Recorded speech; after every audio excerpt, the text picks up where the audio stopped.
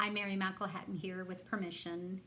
Have you guys heard, of course you've heard the whole saying of the elephant in the room. I know that the elephant has been in the room in businesses. I know the elephant's been in the room with those teenagers that we have who are just starting to date. I know I have one of those. My daughter's getting ready to turn 16, and the big elephant in the room is how are her dad and I going to deal with her dating, and will there be a good enough guy out there to date her? So today I'm going to talk a little bit more about the elephant in the room that is in most homes, and if it isn't yet, it will be. And that is the elephant around death and dying.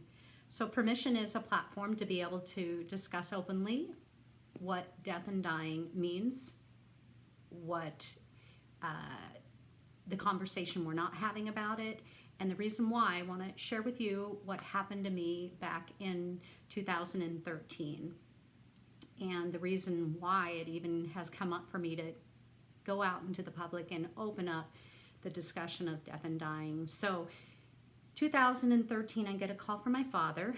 He had been sick, and he asked me to help him plan out his day of departure. Now, let me tell you, that elephant in that room was very big.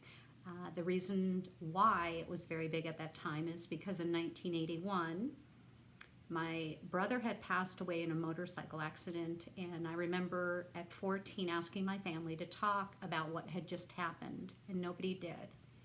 And then in 2001, I lost another brother to a car accident. And at that time, I was really big in my family to open up and share and discuss, like, what does this mean again? And how are we going to get through it?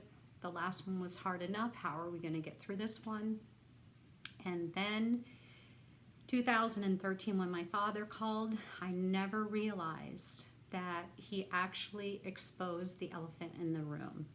And that elephant was very big, and that elephant became a lot of power and control over how our family worked, getting along as to how our family worked and not getting along. So out of the time that I spent with him, the short time I got to spend with him talking about his day of departure, it was unlike what everybody told me. They said, don't talk about it. It's depressing. It's, you don't have to. Let other people plan it. It's not important, it's too heavy. And all of a sudden I'm talking with my dad about his day of departure, and I see a man come completely alive. I see a man who made all his amends. I see a man who has left messages for his kids, grandkids, great-grandkids, even great-great-grandkids not born yet. You can't imagine what that did for me, because I had held in the loss of my brother since 1981. Up until 2013, when my dad said, I give you permission to talk about my departure, and we're going to plan it all out, and it's going to be peaceful, and it's going to be inviting, and it's going to be acceptable. From here on out, it's going to be acceptable into our family. So that is what happened, and that is my whole purpose for bringing permission alive to the hardest, difficult discussions that we will have in our lifetime about losing somebody we love, or about our own mortality. I'm a mother and a grandmother. I certainly do not want this to be a topic that's not important to talk about with them. I wouldn't be a mom if I wasn't going to talk about the hard stuff with the people that I love most. So I am here to, again, open this discussion up. It will be a gentle approach. I have some videos that I will be posting next. There's a total of 5. This is the first one, the introduction, and then there are 4 to follow. Again, I promise you, I'm going to give you step-by-step, easy ways of opening this conversation in your home, so that the elephant that basically kind of looks like this, just big and bold. Sorry guys, this is the only one I had because I have grandkids.